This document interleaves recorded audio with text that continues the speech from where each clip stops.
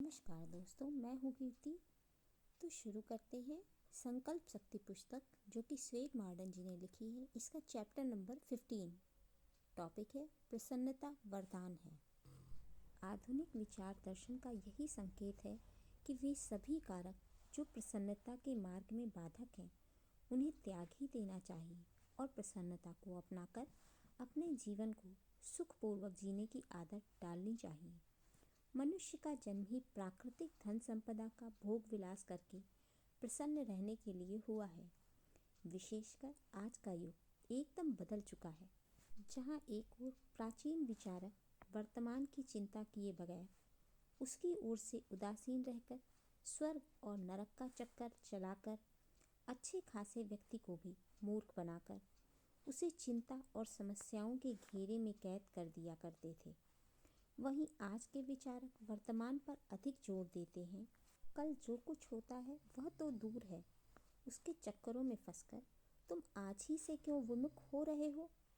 वर्तमान तो तुम जी रहे हो, क्या इस पर ध्यान देना, इसकी सुंदर परिस्थितियों पर प्रसन्न होना और दुखद को सुंदर बनाकर उसको भी सुखदायी बनाना क्या तुम्हारा कर्तव्य पहले नहीं बनता? अधिक से अधिक प्रसन्न रहने की कोशिश करो, प्रसन्नता को खोजो और उसे अपना लो। निश्चित है कि वह तुम्हारे आसपास लुका छुपी का खेल खेल रही है। जिस समय तुम उसको ढूंढने में थोड़ी भी रुचि दिखाओगे, वह तुरंत ही तुम्हारी पकड़ में आ जाएगी। ऐसा हुआ अवश्य है कि कुछ धर्म प्रचारकों ने ऐसे अंधविश्वास मानव जाति को दे दिए हैं कि हंसना पाप है, या हंसते जीवन बिताने वाले को शैतान की संज्ञा दी है। लेकिन सोचने वाली बात है कि वे धर्म प्रचारक जो स्वयं जीवन भर मनुष्य का जीवन नहीं जी पाए, वे सिवाय इस शिक्षा के और दे भी क्या सकते हैं? वास्तव में तो सबसे बेकार जीवन उसका है जिसे हंसना नहीं आता, जो हंसी पर रोक लगाता है। जो स्वयं अपना जीवन नहीं जी पाता, वह भला दूसरों को क्या सिखा पाएगा?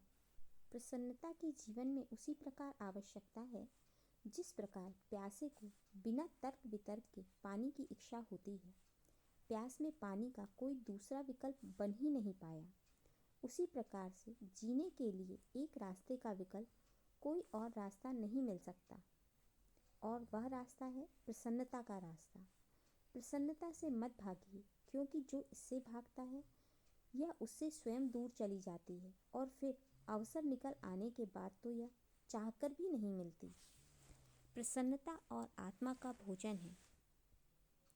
उचित दिशा में सोचना, कार्य करना तथा दूसरों की सेवा में रहना ही प्रसन्नता प्राप्त करने का मार्ग है। किसी चिंतक का कहना है कि संसार के आधे से अधिक लोग प्रसन्नता के लिए अनुचित मार्ग का अवलंबन करते हैं। वे कहते हैं कि इतने साधन एकत्र कर लो कि लोग तुम्हारी सेवा करें, परंतु प्रसन्नता में कुछ ऐसा है जो हमारे कर्मों और विचारों से निकलती है। प्रसन्नता जो दूसरों की सेवा निस्वार्थ भाव से कर देने में मिल जाती है, वह कराने से नहीं, किसी का बोझ हल्का करना और दूसरों के लिए त्याग करना प्रसन्नता है।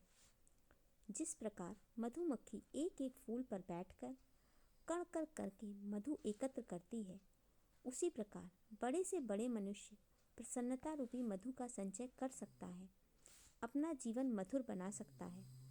उच्च विचार, ईमानदारी और परिश्रम से कार्य करना, यह सब प्रसन्नता प्राप्ति के साधन हैं। प्रसन्नता न तो कहीं से खरीदी जा सकती है और न ही बेची जा सकती है। यह तो लुटाई जाती है और ढूंढने से मिलती है। प्रसन्नता पर किसी का एकाधिकार नहीं है और न ही इसे संचित करके कोई रख सकता है। जॉन वॉन मेकर उगते सूर्य को बहुत देर तक निहारा करता और उसकी लालिमा से प्रसन्नता की किरणों को चुरा लिया करता। यदि प्रकृति प्रसन्नता का सबसे बड़ा स्रोत है, तो क्यों नहीं हम इसको भर लेते? लिंकन ने एक बार कहा था, साधारणतया जनसाधारण उतनी ही प्रसन्नता प्राप्त करता है जितना वह कृत संकल्प होता है। यह संसार एक ऐसा स्थान है जहाँ आप जो स्वर निकालेंगे वह गूंजकर वैसा ही आपको सुनाई पड़ेगा। यह संसार दर्पण है, जहाँ आप हंसेंगे तो तो यह आपको हंसता चेहरा दिखाएगा और रोएंगे तो रोता चेहरा ही आपकी भाव भंगिमा में शामिल हो जाएगा। अतः प्रसन्नता हमारे मानसिक चिंतन का परिणाम होती है। परमात्मा ने मनुष्य की सृष्टि ही इसलिए की है कि वह प्रसन्न रहे। यदि वह स्वयं प्रसन्न रहेगा और दूसरों को भी प्रसन्न रखेगा तो संसार में प्रसन्न जनों की संख्या बढ़ती जाएगी। न्यूयॉर्क में एक नाटक महीनों तक लोगों को मंत्रमुग्ध करता रहा। उसका संदेश था कि जब परमात्मा ने हमें 800 बार यह कहने का कष्ट उठाया है कि प्रसन्न रहो, तो अधिकाधिक प्रसन्न रहो। ईश्वर की प्रसन्नता यही है कि उसके बंदे हर समय हंसते रहें और उसको धन्यवाद देते रहें। आनंद पर आपका जन्म जन्मांतर का रिश्ता है। अतः किसी का अधिकार नहीं है कि कोई इस पर पाबंदी लगा सके। जीवन में संघर्ष, निराशा और दुख तो मनुष्य को दुखी और कमज़ोर बनाने के लिए आते हैं।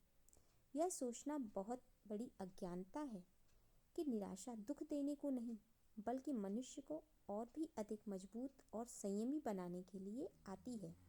उस वृद्धा को तो देखिए जो साधन विहीन थी। जीवन भर निराशा झेलने के बाद भी उसने कभी किसी से कोई शिकायत नहीं की। एक बार किसी ने उससे उसके आशावाद का मूल पूछा तो उसने जवाब दिया, मेरे आनंद की एक पुस्तक रखी हुई है। अपने जीवन के आरंभ के दिनों में ही मैंने निश्चित कर लिया था कि मैं दिन भर के प्रसन्नता के क्षण उसी पुस्तक में लिख लिया करूँगी। और आज निराशा के दिनों में वह पुस्तक बहुत काम आ रही है, क्योंकि मैं अक्सर उसे खोलकर पढ़ती हूँ और कल्पना करती हूँ मानो अच्छे दिन से गुजर रही हूँ। वास्तव में देखा जाए तो मानव जीवन की तरह तरह की घटनाओं, नाटकों और मनोरंजक क्षण प्रसन्नता से भरे पड़े हैं। बस ज़रूरत है तो उनको ग्रहण करने की। केवल प्रसन्नता की बात सोचिए। धन्यवाद दोस्तों मेरे साथ इसे सुनने के लिए। तो मिलते हैं अब अपने अगले अध्याय में। Please like, share and subscribe to my channel.